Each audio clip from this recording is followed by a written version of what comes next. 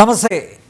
Hema committee റിപ്പോർട്ടിൽ സർക്കാരിൻ്റെ കടുംവെട്ട്, ഇരകളുടെ സ്വകാര്യത മാനിക്കണം, അതേസമയം വേട്ടക്കാരുടെ പേര് വിവരങ്ങൾ പുറത്തു വരരുതെന്ന് സർക്കാർ ശഠിക്കുന്നത് എന്തിനാണ്? സ്ത്രീ സുരക്ഷ ഉയർത്തിപ്പിടിക്കുന്നതായി അവകാശപ്പെടുന്നവർ ഇങ്ങനെയാണോ പെരുമാറേണ്ടതും പ്രവർത്തിക്കേണ്ടതും? പോക്സോ കേസുകൾ രജിസ്റ്റർ ചെയ്യേണ്ട പീഡനങ്ങളുണ്ടായിട്ടും 4.25 വർഷങ്ങളോളം ഹേമ കമ്മിറ്റി റിപ്പോർട്ട് ഫ്രീസറിൽ വെച്ചവരെയല്ലേ കേസിൽ ഒന്നാം പ്രതിയാക്കേണ്ടത്? ജനഡിബേറ്റ് പരിശോധിക്കുന്നു. ഇടതുമുന്നണിയുടെ പ്രതിനിധിയും NCP നേതാവുമായ അഡ്വക്കേറ്റ് PM സുരേഷ് ബാബു, നിയമവിദഗ്ധൻ അഡ്വക്കേറ്റ് R രാജേന്ദ്രൻ, സാമൂഹ്യ നിരീക്ഷകൻ ശ്രീ MK ഹരിദാസ് എന്നിവ വിവിധ സ്റ്റുഡിയോകളിൽ നിന്നും, ചലച്ചിത്ര താരം ഷെമി തിലകൻ ടെലിഫോൺ വഴിയും ഈ സംവാദത്തിൽ പങ്കെടുക്കുന്നു. എല്ലാ അതിഥികളെയും ഈ സംവാദത്തിലേക്ക് സ്നേഹാദരങ്ങളോടെ സ്വാഗതം ചെയ്യുന്നു, ഒപ്പം പ്രേക്ഷകരെയും. ശ്രീ ഹരിദാസ്, 5 പേജുകളിലെ 11 ഖണ്ഡികകളാണ് മുന്നറിയിപ്പില്ലാതെ സർക്കാർ ഒഴിവാക്കിയത്. 49 മുതൽ 53 വരെ പേജുകൾ അധികമായി ഒഴിവാക്കിയതായാണ് കണ്ടെത്തൽ. 97 മുതൽ 107 വരെയുള്ള 11 ഖണ്ഡികകളാണ് നീക്കിയത്. ഈ പേജുകൾ ഒഴിവാക്കുമെന്ന് വിവരാവകാശ നിയമപ്രകാരം അപേക്ഷിച്ചവരെ അറിയിച്ചിരുന്നില്ല. ഏറ്റവും ക്രൂരമായ ലൈംഗികാതിക്രമ വിവരങ്ങൾ ഉൾപ്പെട്ട ഭാഗങ്ങളാണ് ഒഴിവാക്കിയവയിൽപ്പെടുന്നത്. ഈ അതിക്രമങ്ങൾക്ക് മേൽ സർക്കാരിനും പോലീസിനും നടപടി സ്വീകരിക്കാൻ പര്യാപ്തമായതൊക്കെ ഉണ്ടായിരുന്നു. എന്നിട്ടും എന്തിനാണ് പുറത്ത് വിടാതെ രഹസ്യമാക്കി വെച്ചത് എന്ന ചോദ്യമാണ് ഉയരുന്നത്. വിവരാവകാശ കമ്മീഷൻ 21 ഖണ്ഡികകൾ ഒഴിവാക്കാനാണ് നിർദ്ദേശിച്ചിരുന്നത്.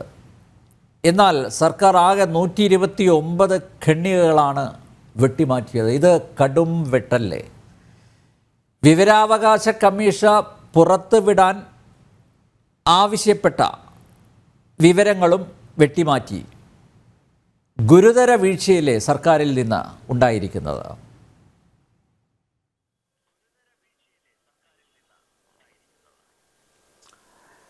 Vincent M. പോൾ എന്ന സത്യസന്ധനായ പോലീസ് ഓഫീസർ, അദ്ദേഹം പോലീസിൻ്റെ തലപ്പത്തിരിക്കുന്ന സമയത്ത് അദ്ദേഹത്തെക്കുറിച്ച് വലിയ ആക്ഷേപങ്ങളൊന്നും കേട്ടിട്ടില്ല. ഒരു കത്തിയുമായി ബന്ധപ്പെട്ടിട്ടുള്ള ഒരു ആരോപണം മാത്രമാണ്. അതൊക്കെ പോലീസിൽ പതിവുള്ളതാണെന്ന് നമുക്കറിയാം.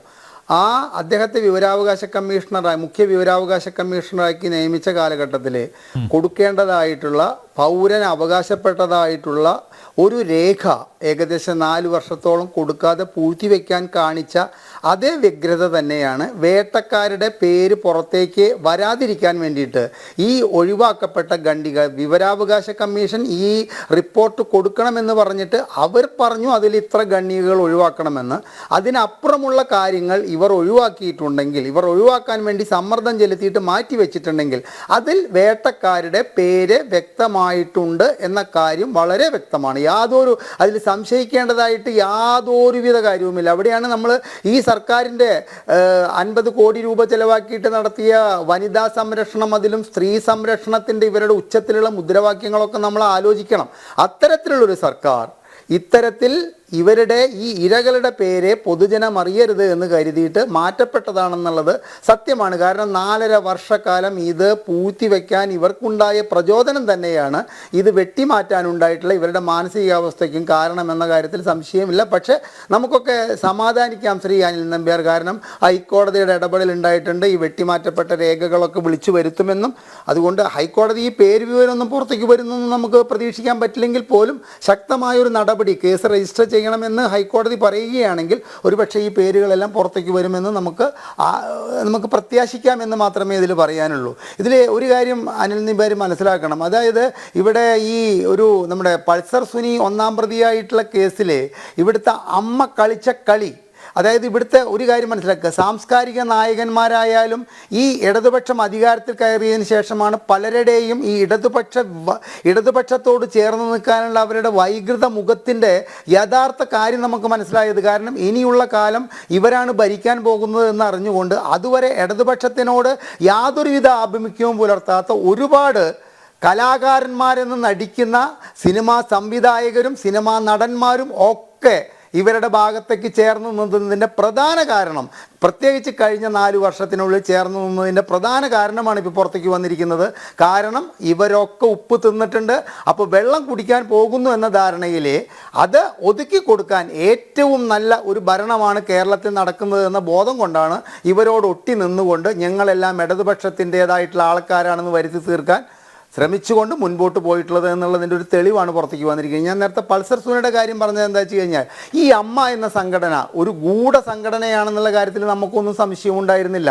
പക്ഷേ അവർ ഇത്രത്തോളം അതപ്പതിച്ചിട്ട് ഒരു ഷണ്ടത്വം ബാധിച്ച ഒരു സംഘടനയായിട്ട് ഇന്നിപ്പോൾ ആ സിദ്ദിഖിൻ്റെ പത്രസമ്മേളനം കണ്ടപ്പോൾ വായയിൽ കൈയിട്ട് ഓക്കാനിക്കാനാണ് എനിക്ക് തോന്നിയത്. ഇയാൾക്കൊന്നുമില്ലെങ്കിൽ ഇത്ര പ്രായമായില്ലേ, ഇത്രയും പ്രായമായ ഒരു ജനറൽ സെക്രട്ടറി സ്ഥാനം വഹിക്കുന്ന ഒരു സംഘടനയുടെ, അതും ഒരു കാര്യമുണ്ട്, ലോകത്തിലെ തന്നെ ഏറ്റവും കൂടുതൽ ആരാധനയുള്ളൊരു വിഭാഗം സിനിമാ നടന്മാരുടെ ഒരു സംഘടനയുടെ ജനറൽ സെക്രട്ടറി പറയേണ്ട വാക്കുകളാണോ അദ്ദേഹം ഇന്ന് പത്രസമ്മേളനത്തിൽ പറഞ്ഞിരിക്കുന്നത്? എന്താണ് അദ്ദേഹം ഉദ്ദേശിച്ചിരിക്കുന്നത്? അദ്ദേഹത്തിൻ്റെ തനിനിറം നമ്മൾ പൾസർ തുനി പ്രതിയായിട്ടുള്ള നടി ആക്രമിക്കപ്പെട്ട കേസിൽ കണ്ടറിഞ്ഞതാണ്. അപ്പോൾ ഇത് അങ്ങേയറ്റം അപലപനീയമായ തോതിലാണ് ഈ അമ്മ സംഘടനയും കേരളത്തിലെ നിലവിലെ സർക്കാരും ഈ പ്രശ്നത്തെ സമീപിക്കുന്നത് എന്നുള്ളത് മനസ്സിലാക്കണം. അതിൽ അനിൽ നമ്പ്യാർ ഒരു കാര്യം മനസ്സിലാക്കണം. ADGP ആയിരുന്ന ഋഷിരാജ് സിംഗ് പറഞ്ഞിട്ടുള്ളൊരു കാര്യം, 14 സെക്കൻഡ് ഒരു പെൺകുട്ടിയെ തുറച്ചു നോക്കിയിരുന്നു കഴിഞ്ഞാൽ കേസെടുക്കാൻ നിയമമുള്ള ഒരു സംസ്ഥാനമാണ്. ഞാനിത് ഈ ഋഷിരാജ് സിംഗിൻ്റെ പേര് ഇടയ്ക്കിടയ്ക്ക് കോട്ട് ചെയ്യുന്നത് അദ്ദേഹം പറഞ്ഞിട്ടുള്ള എനിക്ക് വിവരാവകാശ നിയമപ്രകാരം പിന്നീട് മറുപടിയായിട്ട് കിട്ടിയിട്ടുണ്ട് അദ്ദേഹത്തിൽ നിന്ന്. അദ്ദേഹം ADGP ആയിരിക്കുമ്പോൾ 14 സെക്കൻഡ് നോക്കിക്കഴിഞ്ഞു കഴിഞ്ഞാൽ കേസെടുക്കാൻ നിയമമുള്ള ഒരു രാജ്യത്തിൽ ഉൾപ്പെട്ട ഒരു സംസ്ഥാനത്ത് ഇത്രയും വലിയ ആരോപണങ്ങൾ ഉന്നയിച്ചിട്ട് അത് കേസെടുക്കണമോ വേണ്ടയോ എന്ന നിലയ്ക്ക് ഇവർ നീട്ടിക്കൊണ്ടുപോയിട്ടുണ്ടെങ്കിൽ ഇവർക്ക് പ്രതിപത്തിയുള്ള, ഇവരോട് ചേർന്ന് നിൽക്കുന്ന, ഈ സർക്കാരിന് വേണ്ടി സ്തുതി പാടുന്ന വലിയൊരു വിഭാഗം സിനിമാ നടന്മാരുടെയും സംവിധായകരുടെയും പേര് ഈ ഹേമ കമ്മിറ്റിയുടെ ഇപ്പോൾ വിവരാവകാശ കമ്മീഷൻ്റെ അനുമതിയില്ലാതെ മാറ്റിയ ഈ ഖണ്ഡികകളിൽ ഉൾപ്പെട്ടിട്ടുണ്ട് എന്ന കാര്യത്തിൽ യാതൊരു സംശയവുമില്ല. ഒരു കാര്യം കൂടി പറഞ്ഞ് ഞാൻ നിർത്താം. ഈ വാർത്ത, ഈ ഹേമ കമ്മിറ്റി റിപ്പോർട്ട് പുറത്തുവിട്ട അന്ന് നിങ്ങൾ മാധ്യമങ്ങൾ, ജനമുണ്ടോ എന്ന് എനിക്കറിയില്ല, അച്ചടി മാധ്യമങ്ങളുടെ ഹെഡിങ് കേരളം ഞെട്ടിപ്പോയി. ആര് ഞെട്ടിപ്പോയി? കേരളത്തിലെ മലയാള സിനിമയുടെ അന്തരീക്ഷം ഇതല്ല എന്ന് കേരളത്തിലൊരു 50 പേര് വിശ്വസിക്കുമോ ശ്രീ അനിൽ നമ്പ്യാർ? ഇങ്ങനെയൊക്കെ തന്നെയാണ് മലയാള സിനിമയുടെ അന്തരീക്ഷം. ഇവിടെ കാസ്റ്റിംഗ് കൗച്ച് നടക്കുന്നു എന്നൊക്കെ പറയുന്നതിനേക്കാൾ മാമാപ്പണി കൃത്യമായി ചെയ്തുകൊണ്ടാണ് ഇവിടുത്തെ മലയാള സിനിമയുടെ ഓരോ ദിവസവും അസ്തമിക്കുന്നത് എന്ന കാര്യത്തിൽ ആർക്കാണ് ഡൗട്ട് ഉണ്ടായിരുന്നത്? അപ്പോൾ സംശയമുണ്ടായിരുന്നത്? അപ്പോൾ ഒരു കാര്യം കൂടി പറഞ്ഞാൽ ഞാൻ ഈ അവസാനിപ്പിക്കുകയാണ്. അതായത് കേരളം ഞെട്ടിപ്പോയി. കേരളമൊന്നും ഞെട്ടിയിട്ടില്ല. നിങ്ങൾ മാധ്യമങ്ങൾക്കൊരു ഹെഡിങ് കിട്ടാൻ വേണ്ടിയിട്ടൊരു പക്ഷേ അങ്ങനെ പറഞ്ഞുവെങ്കിൽ തന്നെ മലയാള സിനിമയിൽ ഇങ്ങനെയാണ് എന്ന് നടക്കുന്നത് എന്ന് വിജയ് ബാബു നമ്മളോട് പറഞ്ഞിട്ടുണ്ട്. അതുമാതിരി തന്നെ മറ്റു പല നടന്മാരും നടിമാർക്കുമുണ്ടായ അനുഭവങ്ങൾ, മുൻകാല അനുഭവങ്ങളിലൂടെ നമ്മൾ വായിച്ചറിഞ്ഞിട്ടുണ്ട്. എനിക്ക് സമയം തരികയാണെങ്കിൽ എനിക്ക് നേരിട്ടറിയാവുന്ന 1-2 അനുഭവങ്ങൾ ഞാൻ പിന്നീട് പറയുന്നതാണ്. തീർച്ചയായും താങ്കൾക്ക് പറയാം. അഡ്വക്കേറ്റ് PM സുരേഷ് ബാബു, വക്കീലെ, 129 ഖണ്ഡികകളാണ് വെട്ടിമാറ്റിയത്. ആരെ പ്രീണിപ്പിക്കാനാണ്? ആരെ സൂചിപ്പിക്കാനാണ്? ആരെ രക്ഷിച്ചെടുക്കാനാണ്?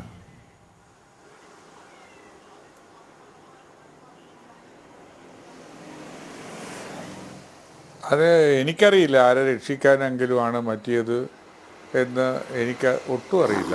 ഞാനതിൻ്റെ അന്തർഭാഗങ്ങളിലേക്ക് പോയിട്ടില്ല. ഇത് വെട്ടിമാറ്റപ്പെട്ടിരിക്കുന്നത് ഒരു നിർദ്ദേശപ്രകാരമാണ്.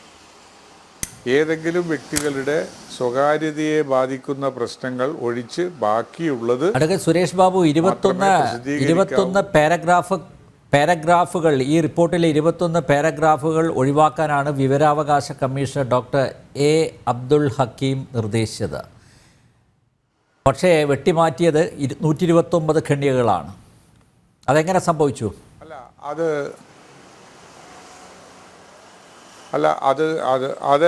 പക്ഷേ വിവരാവകാശ കമ്മീഷൻ്റെ കിട്ടിയ വിവരത്തിൻ്റെ അടിസ്ഥാനത്തിൽ 21 മാറ്റിവെക്കാൻ പറഞ്ഞു. സർക്കാരിൻ്റെ പരിശോധനയിൽ അത് ഇത്രയും ഭാഗങ്ങൾ കൂടി മാറ്റേണ്ടതുണ്ട് എന്ന് തോന്നി. ഇപ്പോൾ ബഹുമാനപ്പെട്ട ഹൈക്കോടതി പറഞ്ഞിരിക്കുന്നത് നിങ്ങൾ അതിനെക്കുറിച്ച് വലിയ വേവലാതിപ്പെടേണ്ട, നിങ്ങൾ അതിനെക്കുറിച്ച് അന്വേഷിക്കാനും നോക്കണ്ട, എല്ലാ കാര്യങ്ങളും സീൽ വെച്ച കവറിൽ ഞങ്ങളെടുത്ത് തരൂ, ഞങ്ങൾ നോക്കിക്കൊള്ളാം എന്ന് പറഞ്ഞിട്ടുണ്ട്. ആ കാര്യത്തിൽ അപ്പോൾ ഏതെങ്കിലും ഈ 121 എണ്ണമാണെങ്കിൽ 121 ഒറ്റ ഖണ്ഡികകളും മാറ്റപ്പെടാതെ അവിടത്തേക്ക് കൊടുക്കും, അല്ല അഥവാ കൊടുത്തിട്ടുണ്ടാകും. അത് കൃത്യമായിട്ട് ഞാനത് ഫോളോ ചെയ്യുന്നില്ല, അതുകൊണ്ടാണ്. അത് വെച്ചുകൊണ്ട് നമുക്ക് പരിശോധിക്കാവുന്നതാണ്. ഇവിടെ ആരെയും രാഷ്ട്രീയമായ താല്പര്യത്തിൻ്റെ വെളിച്ചത്തിൽ ഏതെങ്കിലും ഒരു ഉന്നത സിനിമാ രംഗത്ത് പ്രവർത്തിക്കുന്ന ഉന്നതരോ അല്ലാത്തവരോ ആയ ഒരാളും രക്ഷപ്പെടുകയില്ല. രാഷ്ട്രീയമായ പരിഗണന വെച്ചുകൊണ്ട് ഒരാളും പീഡിപ്പിക്കപ്പെടുകയുമില്ല. അങ്ങനെയാണെങ്കിൽ എന്തിനാണ് നടപടി വൈകിക്കുന്നത്? അങ്ങനെ പ്രത്യേകിച്ച് ആരോടും താല്പര്യമില്ലെങ്കിൽ എന്തിനാണ് സർക്കാർ നടപടി വൈകിക്കുന്നത്? ഇത് ഹൈക്കോടതിയിലോട്ട് പോകേണ്ട കാര്യമൊന്നുമില്ലല്ലോ, ഹൈക്കോടതി ഇടപെടേണ്ട ആവശ്യമൊന്നുമില്ലല്ലോ.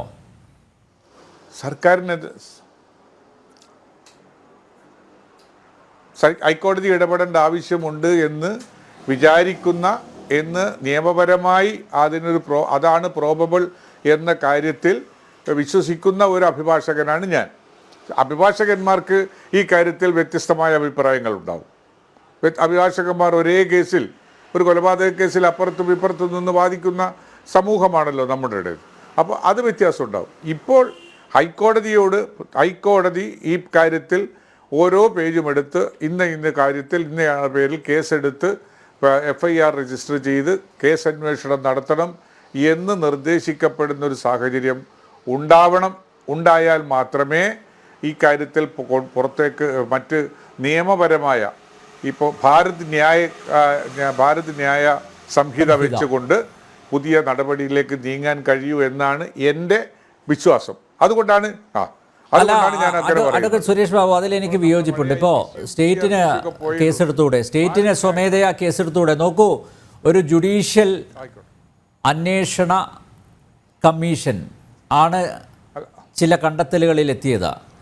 ആ ജുഡീഷ്യൽ അന്വേഷണ കമ്മീഷൻ്റെ റിപ്പോർട്ടിൽ പറഞ്ഞിരിക്കുന്ന കാര്യങ്ങളിൽ അത് പോക്സോ കേസുകൾ പോലും രജിസ്റ്റർ ചെയ്യാം എന്നാണ് പറഞ്ഞിരിക്കുന്നത്. അങ്ങനെ കോടതി, ഇപ്പോൾ ഹൈക്കോടതിയുടെ പരാമർശം കഴിഞ്ഞ ദിവസം ഉണ്ടായത് അങ്ങനെയാണ്, പോക്സോ കേസുകൾ വരെ രജിസ്റ്റർ ചെയ്യാം ഈ കണ്ടെത്തലുകളുടെ അടിസ്ഥാനത്തിൽ. അങ്ങനെയാണെങ്കിൽ സർക്കാരല്ലേ പ്രതിസ്ഥാനത്ത് നിൽക്കുന്നത്? താങ്കൾക്കറിയാമല്ലോ പോക്സോ കേസുകളുടെ അതീവ ഗൗരവ സ്വഭാവം താങ്കൾക്ക് കൃത്യമായിട്ട് അറിയാലോ. പോക്സോ കേസ് അത് 4.25 വർഷക്കാലം അത്തരത്തിലുള്ള ഒരു ആരോപണം അല്ലെങ്കിൽ ആ പരാതി അത് ഫ്രീസറിൽ വെച്ചു എന്ന് പറയുമ്പോൾ സർക്കാരല്ലേ പ്രതിസ്ഥാനത്ത് നിൽക്കുന്നത്? എന്തായാലും ഈ റിപ്പോർട്ട് 2019 ഡിസംബർ 31 ജസ്റ്റിസ് ഹേമ സർക്കാരിന് സമർപ്പിച്ചപ്പോൾ പിണറായി വിജയൻ്റെ കയ്യിലാണ് കൊടുത്തത്. സ്വാഭാവികമായിട്ട് അത് അപ്പം തന്നെ എടുത്ത് അലമാരയിലല്ലോ വെക്കുക. സാധാരണ ജുഡീഷ്യൽ അന്വേഷണ റിപ്പോർട്ടുകളുടെ അവസ്ഥയൊക്കെ നമുക്കറിയാം. പക്ഷേ എന്തായാലും ഒരു കൗതുകത്തിൻ്റെ പുറത്തെങ്കിലും ആരെങ്കിലുമൊക്കെ വായിച്ചു നോക്കുമല്ലോ. ഇപ്പോൾ മുഖ്യമന്ത്രി വായിക്കണമെന്നില്ല, പക്ഷേ സെക്രട്ടറിമാരെങ്കിലും വായിച്ചു നോക്കുമല്ലോ, അല്ലേ? ഇപ്പോൾ സ്വാഭാവികമായും ഇതിൽ വളരെ ഗുരുതരമായിട്ടുള്ള ചില വെളിപ്പെടുത്തലുകൾ ഉണ്ട്.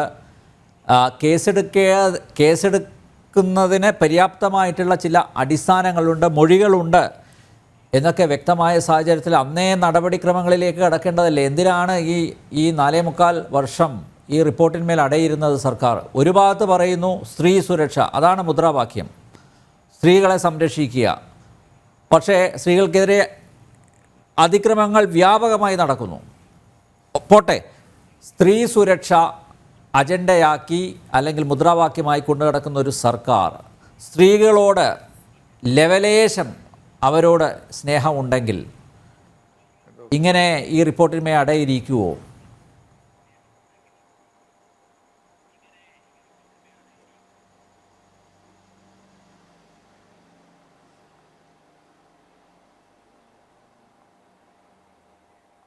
അഡ്വക്കേറ്റ് സുരേഷ് ബാബു.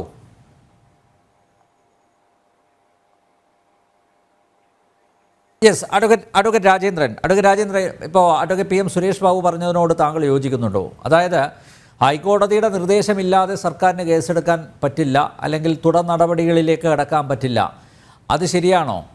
സർക്കാരിന് ഇതിൻ്റെ കണ്ടൻറ്റ് അത്രയും ഗുരുതര സ്വഭാവമുള്ളതാണ് എന്ന് ബോധ്യപ്പെട്ട സാഹചര്യത്തിൽ അനന്തര നടപടികളിലേക്ക് കടന്നുകൂടായിരുന്നോ? ഇപ്പോൾ നോക്കൂ, ഈ റിപ്പോർട്ടിലെ ചില പ്രധാനപ്പെട്ട ഭാഗങ്ങൾ വെട്ടിമാറ്റിയിരിക്കുകയാണ്. വിവരാവകാശ കമ്മീഷൻ 21 ഖണ്ഡികകൾ പറഞ്ഞു, സർക്കാർ 129 പാരഗ്രാഫുകളാണ് വെട്ടിയിരിക്കുന്നത്. കടും വെട്ടാണ് നടന്നിരിക്കുന്നത്. അപ്പോൾ ആരെയൊക്കെയോ, അതായത് ചില പ്രമുഖർ, അവരെയൊക്കെ സംരക്ഷിക്കേണ്ട ബാധ്യത സർക്കാരിനുണ്ട്. അത് സർക്കാർ കൃത്യമായിട്ട് നിർവഹിക്കുന്നു എന്നല്ല മനസ്സിലാക്കേണ്ടത്.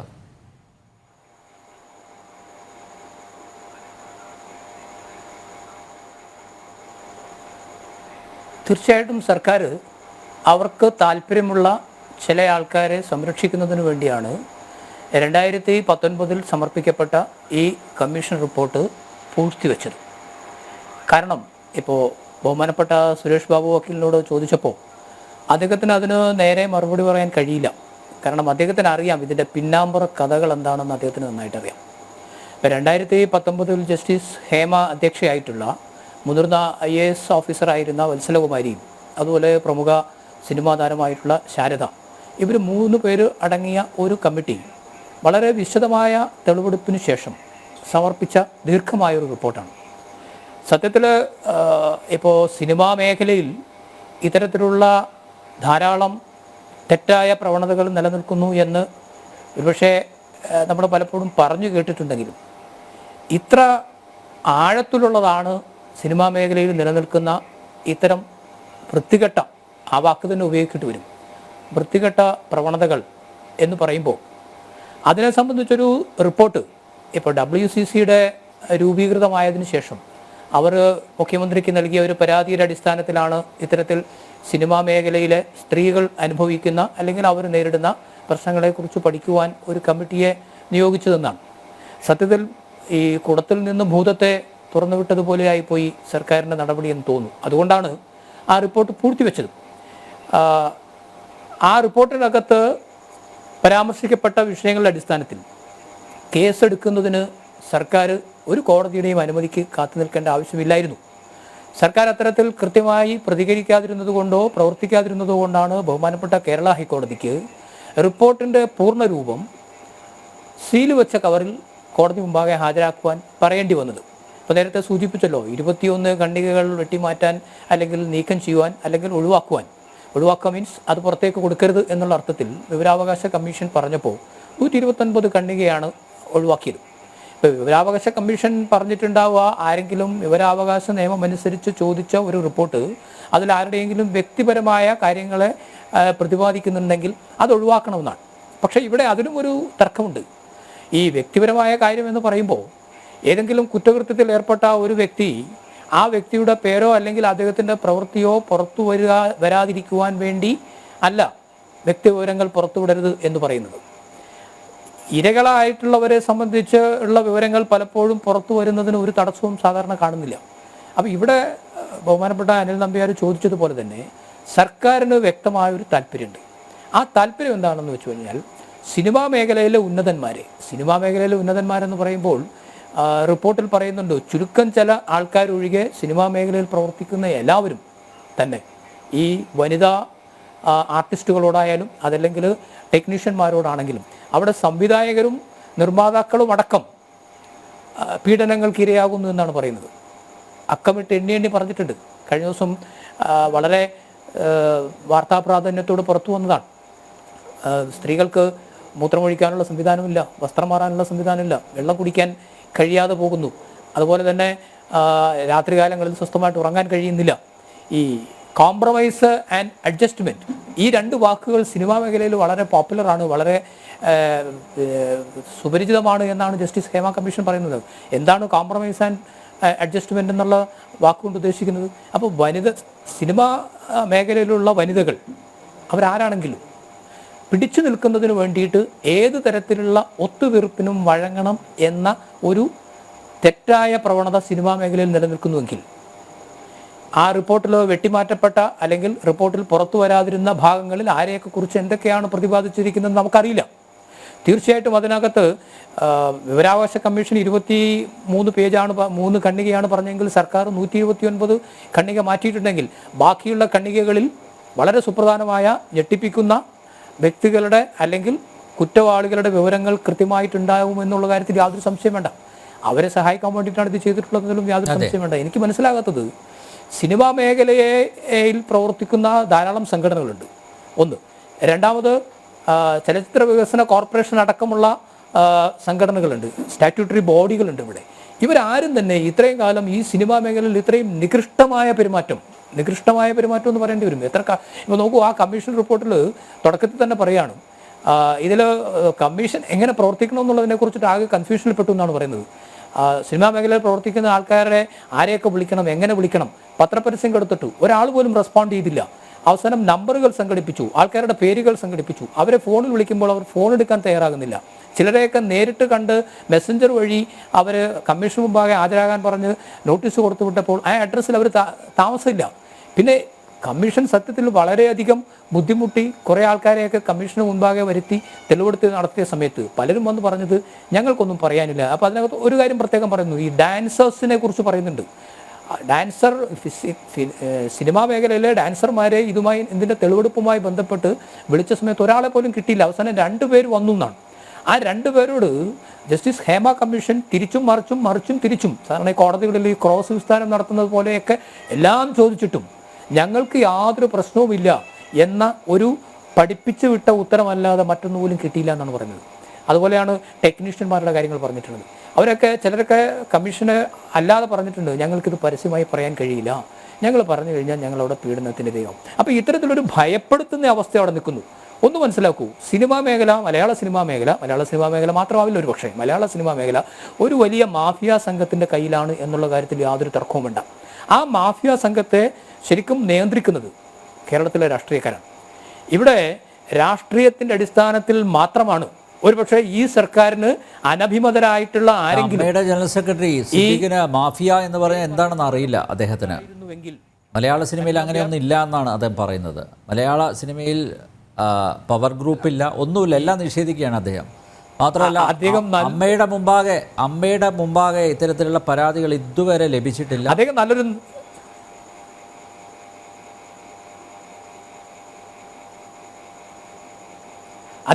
നടനല്ലേ അനിൽ നമ്പ്യാർ.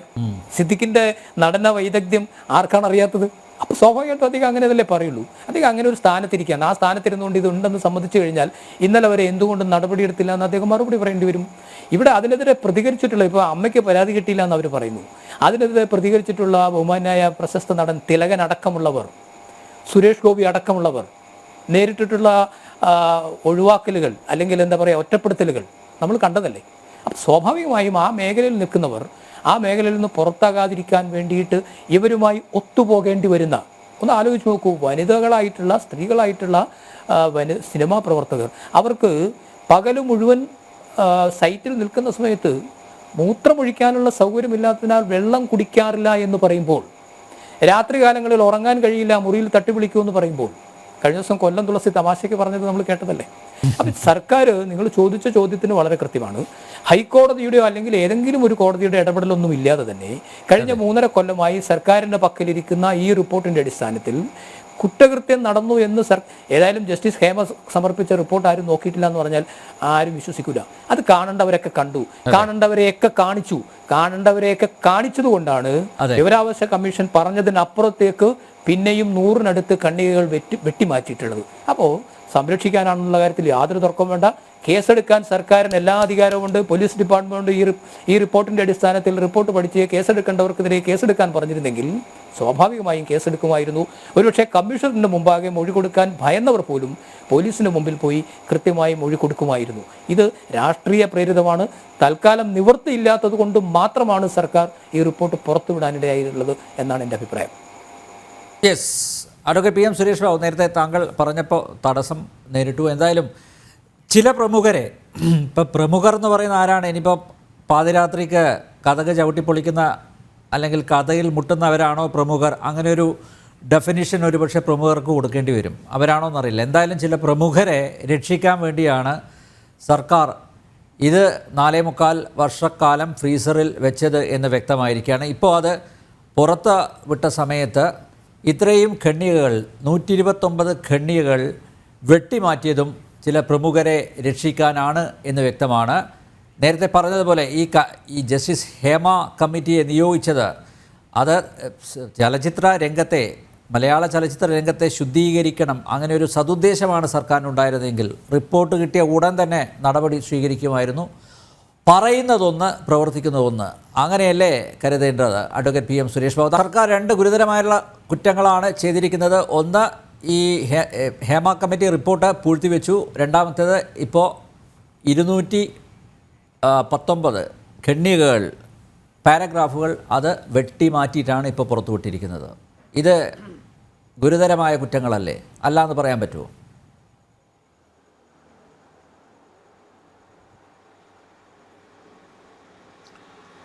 അല്ല, ഈ പറഞ്ഞ കാര്യങ്ങൾ അതേ അർത്ഥത്തിലും അതേ വാചകത്തിലുമാണ് സംഭവിച്ചിരിക്കുന്നതെങ്കിൽ അതൊരു ഗുരുതരമായ കുറ്റമാണ്. അല്ല എന്നുള്ള ഒരു 129 ഖണ്ഡികകൾ, 129 പാരഗ്രാഫുകൾ. പക്ഷേ ഈ വാട്ടവർ ഞാൻ എണ്ണത്തിനെക്കുറിച്ച് തർക്കിക്കുന്നില്ല. ഒന്നായാണെങ്കിൽ പോലും ശ്രീ അനിൽ നമ്പ്യാർ പറഞ്ഞതുപോലെയാണ് വസ്തുതയെങ്കിൽ അതൊരു ഗുരുതരമായ കുറ്റം തന്നെയാണ്. പക്ഷേ വസ്തുത അങ്ങനെയല്ലല്ലോ. വസ്തുത എന്താണ്? ജസ്റ്റിസ് ഹേമ, വത്സലകുമാരി, ശാരദ ഇതൊരു കമ്മീഷനല്ല, അതൊരു ജുഡീഷ്യൽ കമ്മീഷനുമല്ല. അത് ഒരു ഗവൺമെന്റ് നിശ്ചയിച്ച ജുഡീഷ്യൽ കമ്മീഷന്റെ സ്വഭാവം ഉണ്ടല്ലോ. ടു ദ മാറ്റർ CWCC എന്ന് പറയുന്ന സ്വഭാവം വേറെ, ലീഗാലിറ്റി വേറെ. അതൊരു കമ്മീഷനല്ല, ജുഡീഷ്യൽ കമ്മീഷനല്ല, അതൊരു കമ്മിറ്റിയാണ്. കമ്മിറ്റി നിയമിതമാകുന്നത് അവരുടെ ഫൈൻഡിംഗ് അല്ലേ നമ്മൾ എടുക്കേണ്ടത്, മുഖവിലൊക്കെ എടുക്കേണ്ടത്. അമ്മയിൽ നിന്ന് വേർപിട്ട് പോയിട്ടുള്ള, വേർപിരിഞ്ഞ് വന്നിട്ടുള്ള ആളുകൾ, അത് വനിതകൾ മാത്രം, അവർ കൂടിയിരുന്ന് ഗവൺമെൻറ്റിലേക്ക് ഒരു ഇത് കൊടുത്തതാണ്. ഈ പറയുന്ന വസ്തുതകളൊക്കെ നാട്ടിൽ പരസ്യമാണെങ്കിൽ ഗവൺമെൻറ്റിൻ്റെ ആളുകൾക്കും ഈ കാര്യങ്ങളൊക്കെ അറിയാമായിരുന്നല്ലോ. എന്നിട്ടും അവരാവശ്യപ്പെട്ട അതനുസരിച്ച് ഇതൊരു അന്വേഷണം നടത്തുന്നതിന് ഇത്തരമൊരു കമ്മിറ്റിയെ നിശ്ചയിക്കുവാൻ സർക്കാർ തീരുമാനിക്കുന്നു. സർക്കാർ തീരുമാനിച്ച് അവർ ഈ പറഞ്ഞ പ്രയാസങ്ങളൊക്കെ ഉണ്ടായി എന്ന് ഞാനിപ്പോൾ ചർച്ചയിൽ കേട്ടതാണ്. എനിക്കതിനെക്കുറിച്ച് അറിയില്ല.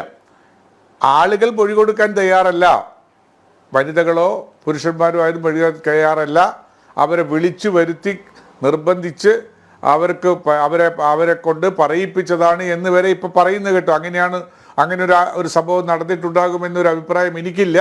ആളുകൾ മൊഴി കൊടുത്തിട്ടുണ്ട് എന്നാണ് ഞാൻ വിശ്വസിക്കുന്നത്. അതിരിക്കട്ടെ, അതിവിടെ ഒരു തർക്ക വിഷയമല്ല, ഒരു ആർഗ്യുവൽ പോയിന്റ് ആയിട്ട് ഞാൻ എടുക്കുന്നില്ല. ഹേമ പറഞ്ഞിട്ടുള്ളത് എന്താണ്? We find it very difficult to type it by our own. I have not utilized any professional typist because we don't want to leak the matter which we are going to present before the government. എന്നർത്ഥം വരുന്ന കമൻറ്റോട് കൂടിയാണ്, അല്ലെങ്കിൽ ഒബ്സർവേഷനോട് കൂടിയാണ് ഈ report കൊടുത്തിരിക്കുന്നത്. അപ്പോൾ ഈ 3 പേര് അവർ പ്രൊഫഷണലായി ടൈപ്പ് അറിയുന്നവരല്ല, കമ്പ്യൂട്ടർ നോളജ് ഉള്ളവരല്ല പ്രൊഫഷണലി. എന്നിട്ട് പോലും സ്വന്തമായിരുന്ന് ടൈപ്പ് ചെയ്തുണ്ടാക്കിയ റിപ്പോർട്ട് അതീവ രഹസ്യമായി സൂക്ഷിക്കണം എന്ന ഒരു വസ്തുതയാണ് ആ ആക്ഷനിലൂടെ നമ്മൾ കാണുന്നത്. ഇതിനും പുറത്ത് കൊടുത്ത് 1 മാസവും 12 ദിവസവും കഴിയുമ്പോൾ അവർ തന്നെ നേരിട്ടൊരു കത്ത് കൊടുക്കുന്നു, ഈ റിപ്പോർട്ട് നിങ്ങൾ പുറത്തുവിടരുത്, സ്വകാര്യമായി സൂക്ഷിക്കണം.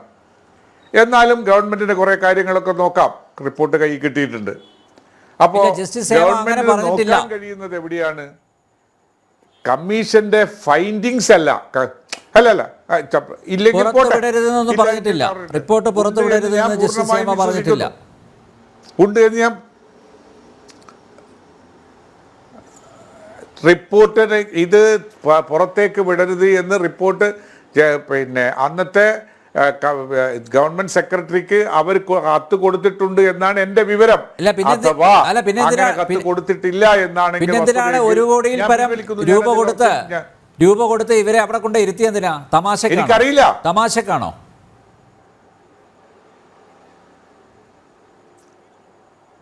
അതെനിക്കറിയില്ല. അതിന് മറുപടി പറയാൻ ഞാനല്ല ആളല്ല. ഇവരിത് റിപ്പോർട്ട് പുറത്തു വിടരുത് എന്ന് പറഞ്ഞിട്ടുണ്ട് എന്നാണ് എൻ്റെ വിശ്വാസം. അത് നമുക്ക് നോക്കാം, അത് നമുക്ക് പരിശോധിക്കാവുന്ന വിഷയമല്ലോ. രണ്ടാമത് അവിടെ കിടക്കുന്ന വിഷയം വേറൊന്നെന്താണ്, ഇവിടെ ഒരു ഫൈൻഡിങ് എന്ന് പറയുന്നത് ജുഡീഷ്യൽ കമ്മീഷന് മാത്രമാണ്. ഇവരുടെ കമ്മിറ്റി, ആ കമ്മിറ്റിക്ക് റെക്കമെൻഡേഷൻസ് ഉണ്ട്. റെക്കമെൻഡേഷൻസ് അത് സെപ്പറേറ്റ് ആയിട്ട് we hereby note the recommendations 1, 2, 3, 4 അങ്ങനെ ആ റിപ്പോർട്ടിൽ ഇല്ല. അങ്ങനെ ആ റിപ്പോർട്ടിൽ ഒരിടത്തും പരാമർശിച്ചിട്ടില്ല. പക്ഷേ ഓരോ പാരഗ്രാഫും ഓരോ കാര്യങ്ങളും അവർ പരാമർശിക്കുമ്പോൾ ഇത് ഞാൻ മനസ്സിലാക്കിയതാണ്, ഞാൻ കണ്ടിട്ടില്ല. മനസ്സിലാക്കിയപ്പോൾ അതിന് അവരുടെ ഒരു റെക്കമെൻഡേഷൻ ഇന്ന പോലെയൊക്കെ ചെയ്യണം എന്ന റെക്കമെൻഡേഷനാണുള്ളത്. അതിനും പുറത്ത് ഇത് വെച്ചുകൊണ്ട്, ഈ റിപ്പോർട്ട് വെച്ചുകൊണ്ട് പോലീസിൻ്റെ നിയമ നടപടികൾ സ്വീകരിക്കണം എന്ന നിർദ്ദേശമോ ആവശ്യമോ ഈ കമ്മിറ്റിയുടെ ഭാഗത്തുനിന്നുണ്ടായിട്ടില്ല. മാത്രവുമല്ല, ഇത്തരം കാര്യങ്ങളിൽ ഒരിക്കൽ വിവരാവകാശ കമ്മീഷനും അതേപോലെ തന്നെ പ്രസിദ്ധീകരിക്കരുത് എന്ന നിർദ്ദേശങ്ങളും കൊടുത്ത് ഈ റിപ്പോർട്ട് ഭാഗികമായി പ്രസിദ്ധീകരിക്കണം എന്ന് ഏറ്റവും ഒടുവിൽ പറഞ്ഞ വിവരാവകാശ കമ്മീഷന്റെ തീരുമാനത്തിൻ്റെ പുറത്ത് വരുന്ന സാഹചര്യത്തിലാണ് റിപ്പോർട്ടേക്ക് പുറത്തു വരുന്നത്. ഇത് ഒളിച്ചു വയ്ക്കാൻ സർക്കാരിന് എന്തെങ്കിലും ഉണ്ട് എന്ന് ഞാൻ കരുതുന്നില്ല. കാരണം ഈ ഗവൺമെൻറ്, 2 ഗവൺമെൻറ് 8 വർഷമാകാൻ പോകുന്ന ഈ ഗവൺമെൻറ്റിൻ്റെ ഇടയിൽ എത്രയോ പ്രമുഖ നടന്മാർക്കും എത്രയോ പ്രമുഖമായി സിനിമാ ഫീൽഡിലുള്ള ആളുകൾക്കുമെതിരെ പരാതി കിട്ടിയിടങ്ങളിലെല്ലാം കേസെടുത്ത് അന്വേഷണം നടത്തി കൊണ്ടിരിക്കുന്നത് നമുക്കെല്ലാവർക്കും പകൽ വെളിച്ചം പോലെ കാണുന്നൊരു വസ്തുതയാണ്. ഇനി വേറെ എന്ന് പറയാം, ഈ കാര്യത്തിൽ റിപ്പോർട്ടിനകത്ത് ഹൈക്കോടതിയുടെ പരാമർശമുണ്ടാകും എന്ന് ഞാൻ വിചാരിക്കുന്നു. കാരണം പുറത്ത് പറഞ്ഞു കേൾക്കുന്ന വസ്തുതകൾ റിപ്പോർട്ടിൻ്റെ ഭാഗമായിട്ടുള്ളതാണോ അല്ലാതെയുമാകാം. ആ പരാമർശങ്ങൾ റിപ്പോർട്ടിൽ ഉള്ളിടത്തോളം കാലം ഒരു ഹൈക്കോടതിക്കും കണ്ണടച്ച് നിങ്ങളിത് പൂഴ്ത്തിവെച്ചേക്കോ, ആളുകളുടെ വ്യക്തികളുടെ സ്വകാര്യതയ്ക്ക് ഭംഗം വരുത്തും, അതുകൊണ്ടൊരു നടപടിയും എടുക്കണ്ട എന്നൊരു ഹൈക്കോടതിക്കോ അല്ലെങ്കിൽ ഒരു ജുഡീഷ്യൽ ഫോറത്തിനോ പറയാൻ കഴിയില്ല. അവിടെ നിന്ന് എന്തായാലും നിർദ്ദേശം സർക്കാരിന് വരും. ഇത്തരം പരാമർശങ്ങൾ റിപ്പോർട്ടിൽ ഉണ്ടെങ്കിൽ ആ പരാമർശം ഉണ്ടായിക്കഴിഞ്ഞാൽ എടുക്കാൻ പോകുന്ന നടപടികളെക്കുറിച്ചാണ് നമുക്ക് ചർച്ച ചെയ്യേണ്ടത്. ഒരു കാരണവശാലും ഒരു വിട്ടുവീഴ്ചയും നമ്മുടെ സമൂഹത്തിൻ്റെ, നമ്മുടെ അമ്മ എന്ന് പറയുന്നൊരു വസ്തു, അമ്മ, ഞാൻ സിനിമേൻ്റെ അമ്മയല്ല, നമ്മളുടെയൊക്കെ അമ്മ, വനിതകൾ എന്ന് പറയുന്നത് അമ്മയാണ്. ആ അമ്മക്ക് ഉണ്ടാകുന്ന മനോദുഃഖം, ആ അമ്മക്കുണ്ടാകുന്ന മനോവേദന, ജീവിക്കാനോ ജോലി ചെയ്യാനോ അവർ ആഗ്രഹിക്കാത്ത രൂപത്തിൽ കീഴ്പ്പെടേണ്ടുന്ന ഒരു സാഹചര്യം ഉണ്ടാകുന്ന ഒരു വസ്തുതയുണ്ടായാൽ ആ വസ്തുതയ്ക്ക് എതിരെ നിയമപരമായ നടപടികൾ സ്വീകരിക്കണം. അതിനാരെയും രക്ഷപ്പെടുത്തേണ്ടുന്ന കാര്യമില്ല, ഒരാൾക്കും ഒരു പ്രൊട്ടക്ഷന് കൊടുക്കേണ്ടുന്ന കാര്യമില്ല. അതിന് സർക്കാരിൽ സമ്മർദ്ദം ചെലുത്താൻ നമുക്ക് ഒരുമിച്ച് നിൽക്കാം എന്നാണ് എനിക്ക് അക്കാര്യത്തിൽ പറയാനുള്ളത്. യെസ്, ഷമി തിലകൻ ചേരുന്നു ടെലിഫോൺ ലൈനിൽ. ഷമി തിലകൻ, എന്തായാലും അമ്മ മൗനം വെടിഞ്ഞിരിക്കുന്നു. പക്ഷേ അമ്മയുടെ ജനറൽ സെക്രട്ടറി പറഞ്ഞു ഇതൊന്നും ഞങ്ങൾക്കറിയില്ല എന്നാണ്. പച്ചക്കള്ളല്ലേ പറയുന്നത്? അറിയില്ലായിരിക്കും. പച്ചക്കള്ളമാണോ എന്നുള്ളത്, അല്ലെങ്കിൽ ചുവപ്പ് കള്ളമാണോ അതോ മഞ്ഞക്കള്ളമാണോ എന്നൊന്നും നമുക്ക് വിലയിരുത്താനുള്ള സത്യസന്ധമായിട്ട് ഞാൻ പറയാണ്, അതിനുള്ള ഒരു കഴിവെനിക്കില്ല. അങ്ങനെയാണെങ്കിൽ ഞാൻ അതിനകത്ത് ഉണ്ടായനല്ലോ. അപ്പൊ അതുകൊണ്ട് അത് പച്ചക്കള്ളം അല്ലായിരിക്കും, അത്രേ എനിക്ക് പറയാനുള്ളതിനെ കുറിച്ച്. അല്ല, ഷമി തിലകൻ, കുത്തഴിഞ്ഞ് കിടക്കുന്ന ഒരു മേഖല അല്ലേ, ആ മേഖല ശുദ്ധീകരിക്കുന്നതിലേക്ക് വെളിച്ചം വീശുന്ന ചില പരാമർശങ്ങൾ ഈ റിപ്പോർട്ടിലുണ്ട്. അതിൻ്റെ അടിസ്ഥാനത്തിൽ കാരണം ഇപ്പോൾ എല്ലാവരും പ്രതിപട്ടികയിൽ നിൽക്കുകയാണ്, സംശയത്തിൻ്റെ നിഴലിൽ നിൽക്കുകയാണ്, താങ്കൾ ഉൾപ്പെടെയുള്ളവർ. ഇപ്പോൾ മലയാള ചലച്ചിത്ര മേഖലയിലുള്ളവരെല്ലാം ഇങ്ങനെയാണ് എന്ന് പൊതുസമൂഹം അവർ എന്താ പറയേണ്ടത്, ഒരു ദോഷൈക ദൃഷ്ടിയോടുകൂടി നോക്കിക്കാണുന്ന ഒരു അവസ്ഥയാണുള്ളത്. അതിൽ നിന്നൊരു മോചനം കിട്ടണമെങ്കിൽ ഈ യഥാർത്ഥ കുറ്റവാളികൾ നിയമത്തിൻ്റെ മുന്നിൽ വരുന്ന അല്ലെങ്കിൽ ശിക്ഷിക്കപ്പെടുന്ന ഒരു അവസ്ഥയുണ്ടാവേണ്ടതല്ലേ? അതിന് അമ്മ ഉൾപ്പെടെയുള്ള സംഘടനകളല്ലേ മുൻകൈ എടുക്കേണ്ടത്? സാർ, അത് എങ്ങനെ പറയാൻ പറ്റും? കാര്യം അങ്ങ് പറഞ്ഞതിനോട് എനിക്ക് എതിരഭിപ്രായമുണ്ട്. കാര്യം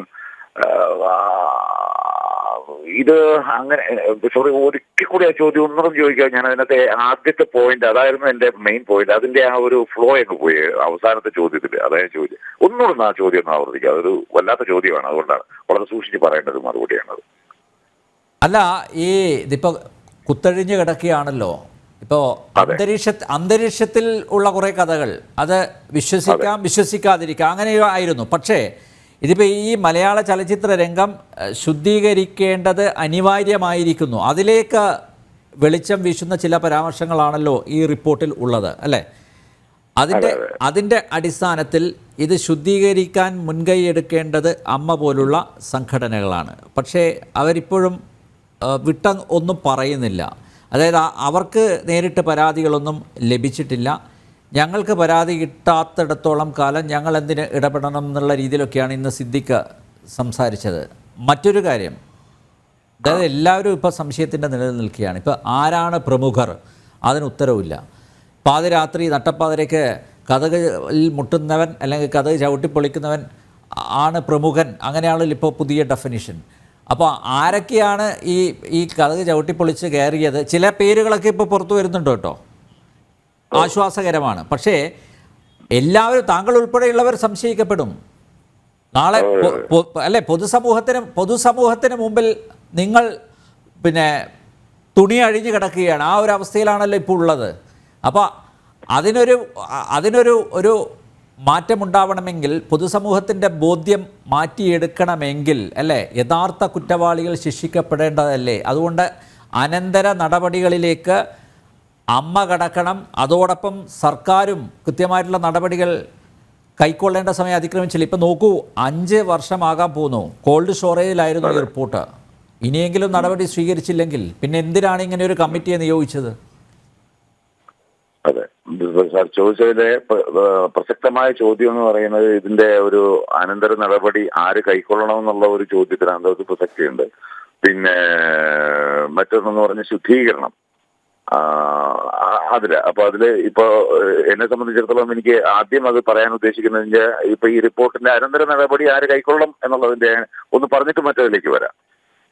കാര്യം എന്ന് പറയുന്നത്, അങ്ങ് ചോദിച്ചു എന്താണ് ഇതിന്റെ അനന്തര നടപടികൾ പറയുന്ന അസോസിയേഷൻ ചെയ്യണോ അതോ സർക്കാർ ചെയ്യണോ എന്ന്. കാര്യം ഇപ്പൊ നമ്മളിപ്പോ ഈ ഹേമ കമ്മിറ്റി റിപ്പോർട്ട് എന്ന് പറയുന്നത് അത് സർക്കാർ നിയമിച്ച 2017 സ്ത്രീകളുടെ അവഗണനകളും പീഡനങ്ങളും സംബന്ധിച്ച് സമഗ്രമായ ഒരു പഠനത്തിന്റെ ഭാഗമായിട്ടുണ്ടായ ഒരു രൂപവെച്ച അതൊരു നമ്മൾ പറയത്തില്ലേ, ഒരു ഫാക്ട് ഫൈൻഡിങ് കമ്മിറ്റി എന്നൊക്കെ പറയാം. അതേ ഉള്ളൂ. അതിനാൽ അതൊരു എന്റെ ഒരു അറിവ് പ്രകാരം അതിന് നിയമപരമായിട്ട് ഒരു ബൈൻഡിങ് അങ്ങനെ ഒരു ബൈൻഡിങ് ഡോക്യുമെന്റ് അല്ല എന്നാണ് എനിക്ക് അറിയാൻ കഴിഞ്ഞത്, ഒരു നിയമ വിദഗ്ധരിൽ നിന്ന് അറിയാൻ കഴിഞ്ഞത്.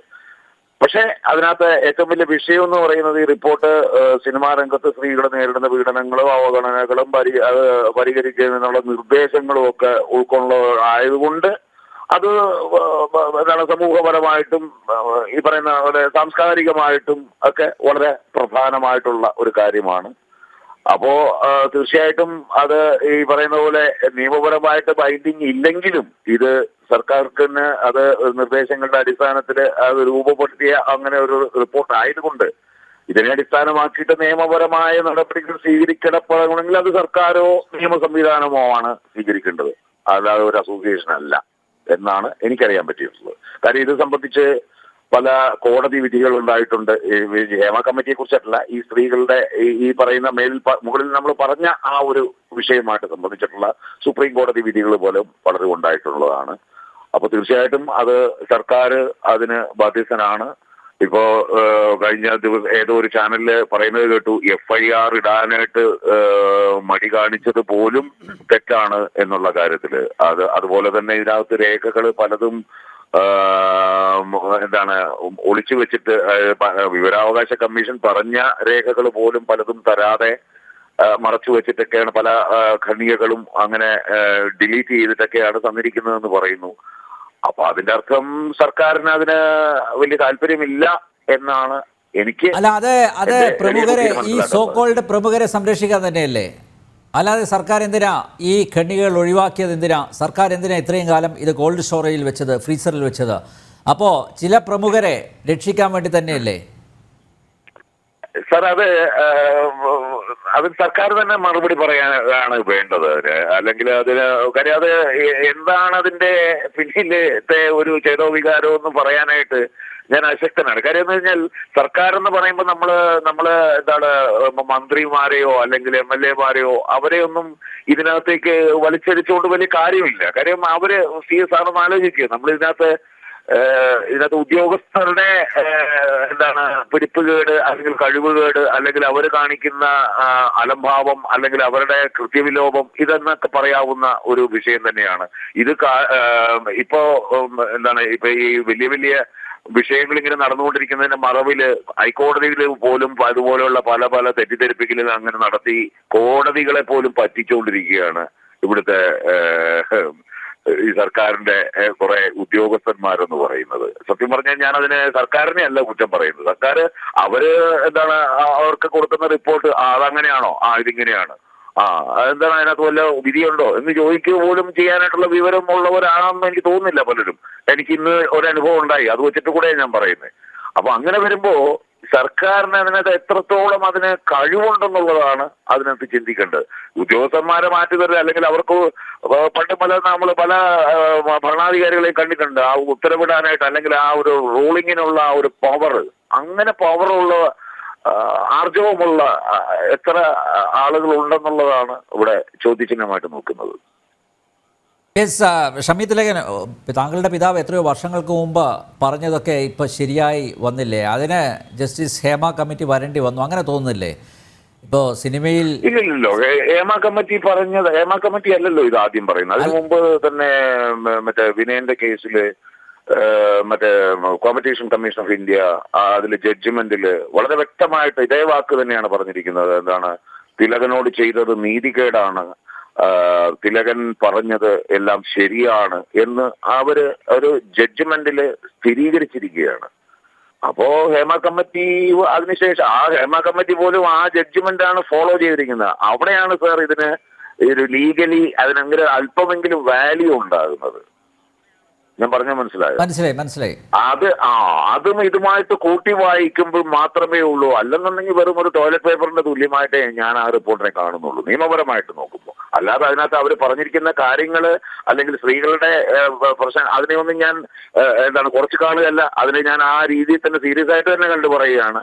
ഇതും അതും കൂടെ കൂട്ടി വായിക്കുമ്പോൾ മാത്രമാണ് ഇതിന് ഒരു വിലയുണ്ടാകുക. അല്ലെങ്കിൽ അങ്ങ് ഏതെങ്കിലും ഒരു നിയമം അറിയാവുന്ന ആരോടെങ്കിലും ചോദിച്ചു നോക്കൂ, ഞാൻ ഈ പറഞ്ഞതിൽ എന്തെങ്കിലും തെറ്റുണ്ടോന്ന്. ഇതിലൊക്കെ ഒറ്റ കാര്യം കൂടി, ഇപ്പോ കഥകിന് മുട്ടുന്ന കാര്യമാണല്ലോ ഈ റിപ്പോർട്ടിൽ എടുത്തു പറഞ്ഞിരിക്കുന്നത്. ഇപ്പോൾ കഥകിൽ മുട്ടിയ കൂട്ടത്തിൽ ഒരാളെ ഇപ്പോൾ പിടിച്ചിരിക്കുകയാണ് കേട്ടോ. ഒരാളുടെ പേര് ഇപ്പോൾ പുറത്തു വന്നിട്ടുണ്ട്. ഇപ്പോൾ ചലച്ചിത്ര അക്കാദമിയുടെ അധ്യക്ഷ സ്ഥാനത്തിരിക്കുന്ന ആളാണ് കഥകിന് മുട്ടിയത് എന്ന് ഒരു ബംഗാളി നടിയാണ് ഇപ്പോൾ വെളിപ്പെടുത്തിയിരിക്കുന്നത്. നോക്കൂ, നേരത്തെ അക്കാദമി അധ്യക്ഷ സ്ഥാനത്തിരുന്ന ആൾ, അദ്ദേഹത്തിന് എതിരെയും ഗുരുതരമായിട്ടുള്ള ഒരു ആരോപണം ഉയർന്നിരുന്നു. അതുമായി ബന്ധപ്പെട്ട് ഞങ്ങൾ വാർത്ത കൊടുത്തിരുന്നു. ഞാൻ തന്നെയാണ് അദ്ദേഹത്തോട് ഫോണിൽ ചോദിച്ചത്. അപ്പോൾ അദ്ദേഹം പറഞ്ഞു അതൊക്കെ നേരത്തെ സെറ്റിൽ ചെയ്ത കാര്യമാണല്ലോ എന്നുള്ളത്. ഞാൻ ചെയ്തില്ല എന്ന് അദ്ദേഹം പറഞ്ഞില്ല, സെറ്റിൽ ചെയ്തല്ലോ എന്നാണ് പറഞ്ഞത്. നോക്കൂ, ഇങ്ങനെയുള്ളവരാണ് അക്കാദമികളെ നയിക്കുന്നത്. നോക്കൂ, തല ഇതാണ്. അങ്ങനെയാണെങ്കിൽ താഴെ കിടക്കുന്നവരുടെ വാലിൻ്റെയൊക്കെ അവസ്ഥ എന്തായിരിക്കും? തല ഇങ്ങനെയാണ് പെരുമാറുന്നത്. അപ്പോൾ താഴെയുള്ളവരെങ്ങനെയായിരിക്കും പെരുമാറുക? എന്താണ് ഞങ്ങൾ പ്രതീക്ഷിക്കേണ്ടത്? ഓക്കെ, അങ്ങ് പറഞ്ഞത് എനിക്ക് മനസ്സിലായി. പക്ഷെ അവിടെ അങ്ങ് ചോദിച്ചൊരു ചോദ്യത്തിന്റെ ആദ്യത്തെ സംഭവം അതൊരു വിഷയമാണ്. ഞാൻ അതുമായിട്ട് അത് ഇതുമായിട്ട് ബൈൻഡ് ചെയ്ത് പറഞ്ഞത് കൊണ്ട് ഞാൻ ചോദിക്കുകയാണ്. കാര്യം ഈ പറയുന്ന 15 എന്ന് പറയുന്ന പവർ അതിൽ പെടുന്ന ഒരാളെയാണോ അങ്ങ് ഉദ്ദേശിച്ചത്, അതോ മറ്റെന്തെങ്കിലും ആണോ? അതായത് ഈ കഥകിൽ മുട്ടുന്ന ആള് എന്നുള്ളതാണ്. ഈ 15 പേരിൽ രഞ്ജിത്ത്, ചലച്ചിത്ര അക്കാദമി ചെയർമാൻ രഞ്ജിത്തിനെ ആണ് ഇപ്പോ കഥകിൽ മുട്ടിയ സംഭവം മനസ്സിലായി. ഞാൻ ചോദിക്കുന്നത് എന്താന്ന് പറഞ്ഞാൽ ഈ 15 പേരെന്ന് പറയുന്ന ഒരു പവർ കമ്മിറ്റി എന്താണ് പറയുന്നത്? അതെ അതെ, പവർ ഗ്രൂപ്പ് അതിൽ ഉൾപ്പെടുന്ന ഒരാളാണോ ഈ കഥകിൽ മുട്ടുന്ന ആൾ എന്നാണോ അങ്ങ് ഉദ്ദേശിച്ചതെന്നുള്ളത് എനിക്കൊരു വ്യക്തത തരണം. അതോ ഈ കഥകിൽ മുട്ടുന്ന ഏതെങ്കിലും ആൾക്കാരിൽ ഒരാളാണോ എന്നുള്ളതാണ്, അതാണ് ചോദ്യം. അല്ല, ഈ പവർ ഗ്രൂപ്പ് ഈ 15 പേരുണ്ടല്ലോ, അത് പല പല പേരുകളാണ് കേൾക്കുന്നത്. അതിലൊരു വ്യക്തത ഇതുവരെ വരുത്താൻ സാധിച്ചിട്ടില്ല. ആ വ്യക്തത ഇല്ലായ്മയാണ് എന്റെയും പ്രശ്നം. ചലച്ചിത്ര മേഖലയിലുള്ളവരാണ് വ്യക്തത വരുത്തേണ്ടത് അതിൽ. എക്സ്ക്യൂസ് മീ സർ, ഈ കഥകിൽ മുട്ടുന്ന കുറെ ആൾക്കാർ വേറെ ഉണ്ട്, അതോ ഈ പവർ കമ്മിറ്റിയിലുള്ളവർ കുറെ ആൾക്കാർ 15 പേര് എന്നാണോ? എനിക്ക് റിപ്പോർട്ടിൽ എന്താണ് അതിനകത്ത് കൃത്യമായിട്ട് പറഞ്ഞിരിക്കുന്നതെന്നൊരു സംശയമുണ്ട്, അതുകൊണ്ടാണ് ഞാൻ ചോദിക്കുന്നത്. കാര്യം അങ്ങനെയാണെങ്കിൽ വേറെയും വന്നിട്ടുണ്ട്. ഈ പവർ ടീമിലുള്ള ആൾക്കാരെ കുറിച്ച് ആണോ എന്നുള്ളത് എനിക്ക് സംശയമുണ്ട്. കാര്യം കോമ്പറ്റീഷൻ കമ്മീഷൻ ഓഫ് ഇന്ത്യയിൽ പറയുന്നത് അതിന്റെ ജഡ്ജ്മെന്റിന്റെ അവസാനം പറയുന്ന ഒരു വാചകമുണ്ട്. എന്താണ്, ഇവര് ഇതിനകത്ത് കുറ്റവാളികളായിട്ട് കമ്മീഷൻ കണ്ടിരിക്കുന്ന അത്രയും ആൾക്കാര് സംഘടനയിൽ അധീശത്വമുള്ളവർ എന്നാണ് പറയുന്നത്. സംഘടനകളിൽ അധീശത്വമുള്ളവൻ. അധീശത്വം എന്ന് പറഞ്ഞ വാക്കിന്റെ അർത്ഥം എന്താണ് സാർ? പവർ എന്ന് പറയാമല്ലോ വേണമെങ്കിൽ, അല്ലേ? പിന്നെ 100%. അപ്പൊ അത് ജഡ്ജ്മെന്റ് ആണ്, ഇതുപോലുള്ള റിപ്പോർട്ടല്ല. അപ്പൊ സംഘടനയിൽ അധീശത്വമുള്ള ഒരു വ്യക്തികൾ എന്ന് പറയുമ്പോൾ അതിനകത്ത് ഈ പറഞ്ഞ കുറച്ചധികം ആൾക്കാരുണ്ട്. അവരെ തന്നെയാണ് ഇവര് അത് ഫോളോ ചെയ്തുകൊണ്ട്, ആ ജഡ്ജ്മെന്റ് ഫോളോ ചെയ്തുകൊണ്ട് പവർ ടീം എന്ന് എഴുതിയിരിക്കുന്നത്. അപ്പൊ തീർച്ചയായിട്ടും ആ ജഡ്ജ്മെന്റ് അടിസ്ഥാനമാക്കിയാണ് ഹേമ കമ്മിറ്റി റിപ്പോർട്ട് ചെയ്തിരിക്കുന്നത്. ഇറ്റ്സ് ഓൺലി ഒരു ഫാക്ട് ചെക്കിംഗ് ഇത് മാത്രമാണെന്നാണല്ലോ നമ്മൾ പറയുന്നത്. കോടതി ഗവൺമെന്റാണ്, സർക്കാരും പറഞ്ഞിട്ടുണ്ട്.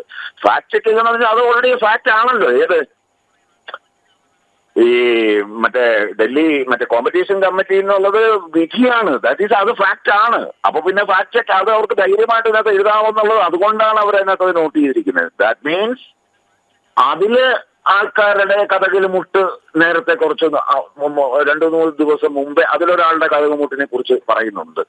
അതങ്ങ് ശ്രദ്ധിച്ചോന്ന് എനിക്കറിയില്ല. അതുകൊണ്ടാണ് ഞാൻ ഇതിനെക്കുറിച്ച് അത് ഇദ്ദേഹം അതിനകത്തുള്ളതാണോ എന്നുള്ളത് നമുക്ക് ഉറപ്പില്ല.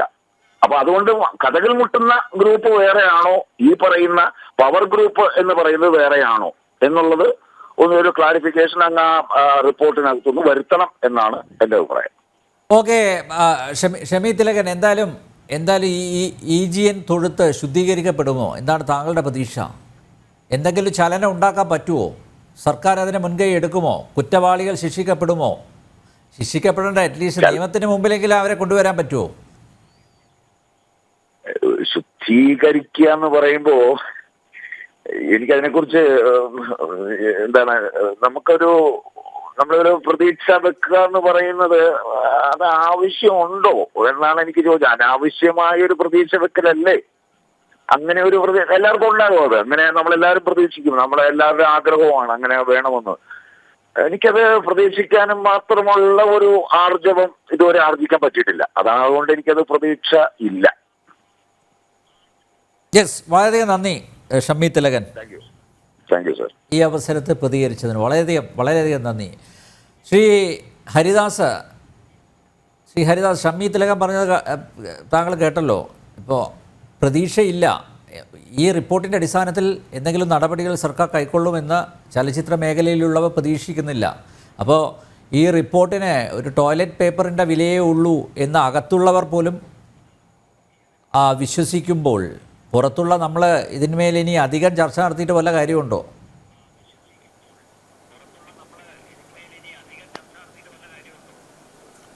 ഞാനതിലെ ഷമ്മി തിലകന്റെ കാഴ്ചപ്പാടിനെ വേറൊരു വ്യൂവിൽ നിന്നിട്ടാണ് കാണുന്നത്.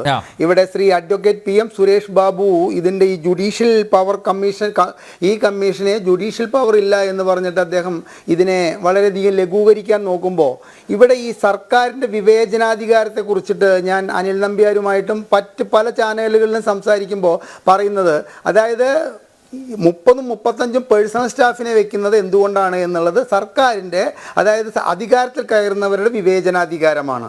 എന്തുകൊണ്ട് ക്ലിഫ് ഹൗസ് ഇത്ര കോടി രൂപ ചെലവാക്കിയിട്ട് ലിഫ്റ്റും തൊഴുത്തും മതിലും ഒക്കെ പണിയുന്നു എന്ന് ചോദിച്ചു കഴിഞ്ഞാൽ അത് സർക്കാരിൻ്റെ വിവേചനാധികാരത്തിൽപ്പെട്ടതാണ്.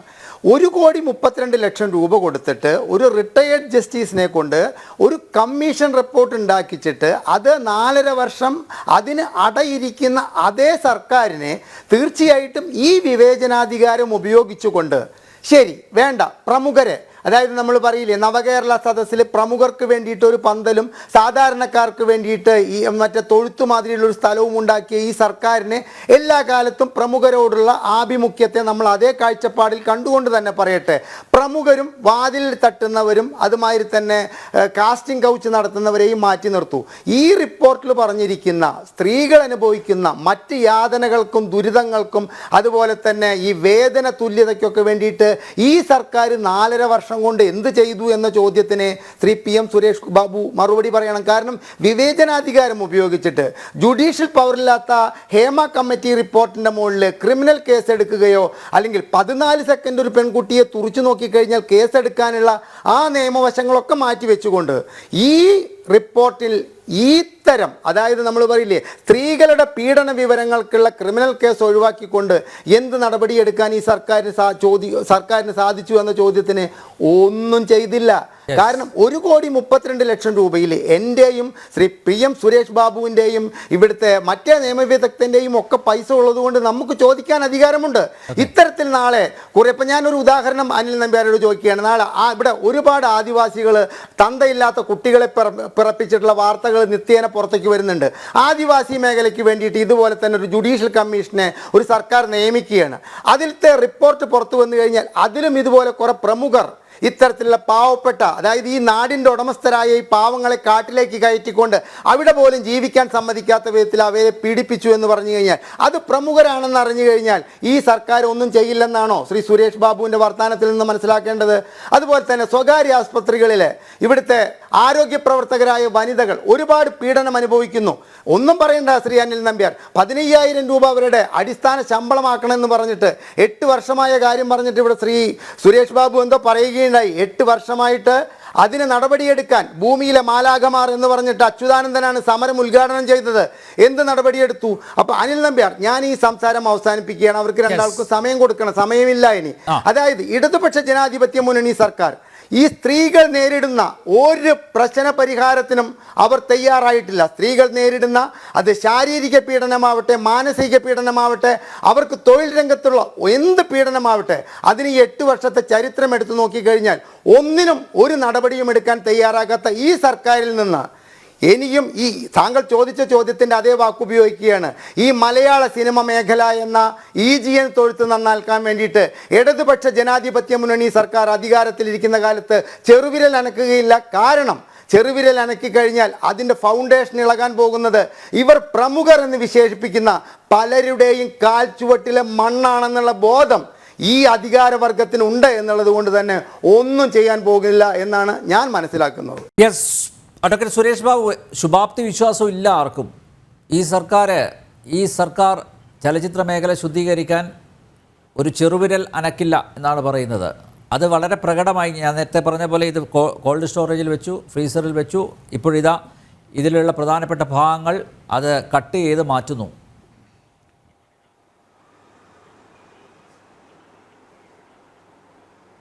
ഇത് കോൾഡ് സ്റ്റോറേജിലും ഫ്രീസറിലും ഒന്നും വെച്ചിട്ടില്ല. മാത്രമല്ല ഇത് ഫ്രിഡ്ജിൽ പോലും കയറ്റിയിട്ടില്ല.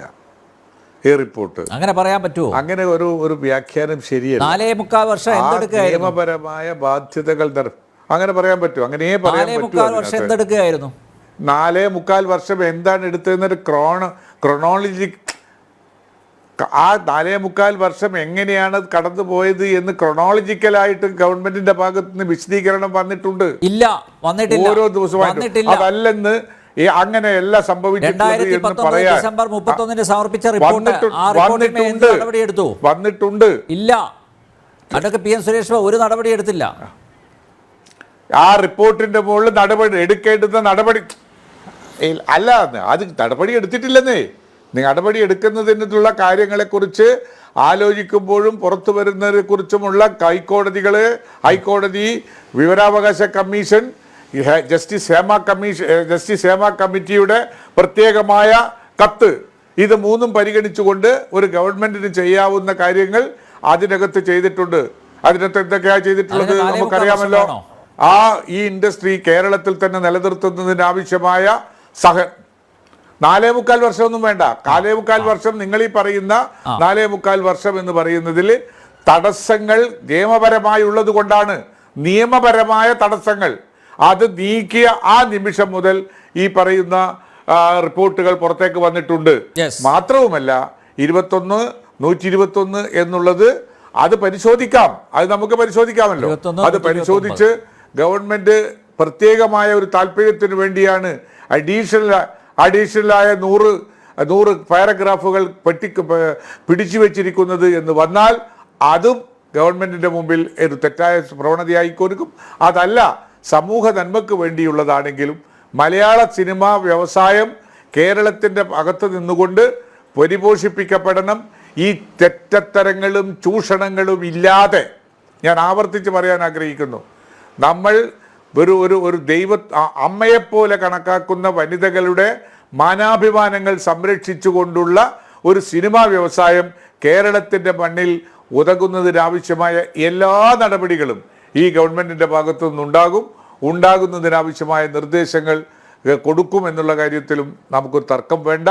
ഈ കാര്യത്തിൽ ഏത് ഉന്നതനായാലും ഉന്നതന്മാര് എന്നുള്ളത് മാറ്റിവെച്ചുകൊണ്ട് ഇടതുപക്ഷ ചിന്താഗതിക്കാരാകട്ടെ അല്ലാത്തവരാകട്ടെ ആരെയായാലും നിയമത്തിന്റെ മുമ്പിൽ കൊണ്ടുവരാനുള്ള സാഹചര്യം ഉണ്ടാകുന്ന പക്ഷം അത് കൊണ്ടുവരികയും ചെയ്യും. ഇനിയെങ്കിലും ഈ ചലച്ചിത്ര അക്കാദമി പോലുള്ള സ്ഥാപനങ്ങളുടെ തലപ്പത്ത് ഈ അറുബോറന്മാരെ, വഷളന്മാരെ നിയമിക്കാതിരിക്കുക, അതെങ്കിലും സർക്കാർ ചെയ്യണം. സർക്കാർ 2 തോണിയിലും കാലുവെക്കുന്ന സ്വഭാവം ഉപേക്ഷിക്കണം. ഒന്നുകിൽ ഇരകളോടൊപ്പം നിൽക്കണം, ഇല്ലെങ്കിൽ വേട്ടക്കാരോടൊപ്പം നിലയുറപ്പിക്കണം. ഹേമ കമ്മിറ്റിയെ നിയോഗിച്ചത് സതുദ്ദേശപരമാണെങ്കിൽ കുറ്റവാളികളെ നിയമത്തിൻ്റെ മുന്നിൽ കൊണ്ടുവരണം.